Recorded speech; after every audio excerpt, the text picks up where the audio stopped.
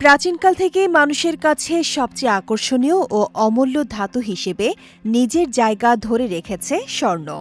তবে প্রশ্ন হলো, লোহা কিংবা তামা সময়ের সঙ্গে সঙ্গে মরিচা ধরে ক্ষয়ে যায়, তবে হাজার বছর পরও খাঁটি স্বর্ণের গয়না কিভাবে উজ্জ্বল ও চকচকে থাকে?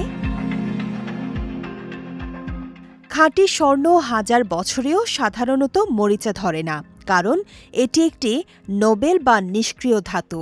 লোহা বা তামার মতো এটি সহজেই বাতাসের অক্সিজেন বা আর্দ্রতার সঙ্গে বিক্রিয়া করে না, তাই সময়ের সঙ্গে এর উপর জং বা ক্ষয়ও তৈরি হয় না।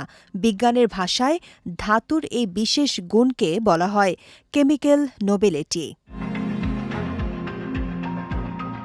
সম্প্রতি যুক্তরাষ্ট্রের তুলেন ইউনিভার্সিটির দুই বিজ্ঞানী সন্তু বিশ্বাস ও ম্যাথিও এম মন্টেমোর স্বর্ণে মরিচা না ধরার পারমাণবিক রহস্য উন্মোচন করেছেন।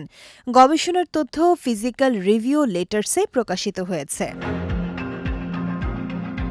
বিজ্ঞানীদের মতে স্বর্ণের পরমাণুর গঠন এমনভাবে ঘন ও সুশৃঙ্খল যে অক্সিজেন অণু সহজে এর ভেতরে প্রবেশ করতে পারে না, ফলে অক্সিডেশন প্রক্রিয়া শুরুই হতে পারে না। এই বৈশিষ্ট্যই স্বর্ণকে দীর্ঘস্থায়ী উজ্জ্বল রাখে। তবে গবেষণায় দেখা গেছে স্বর্ণের বৈশিষ্ট্য আকার ভেদে বদলে যায়। বড় স্বর্ণের টুকরো সাধারণত নিষ্ক্রিয় থাকলেও অতি ক্ষুদ্র ন্যানো পার্টিকেলে এর পৃষ্ঠ কাঠামো পরিবর্তিত হয়। তখন এটি কিছু রাসায়নিক বিক্রিয়ায় সক্রিয় ভূমিকা নিতে পারে, এমনকি অনুঘটক হিসেবেও কাজ করে।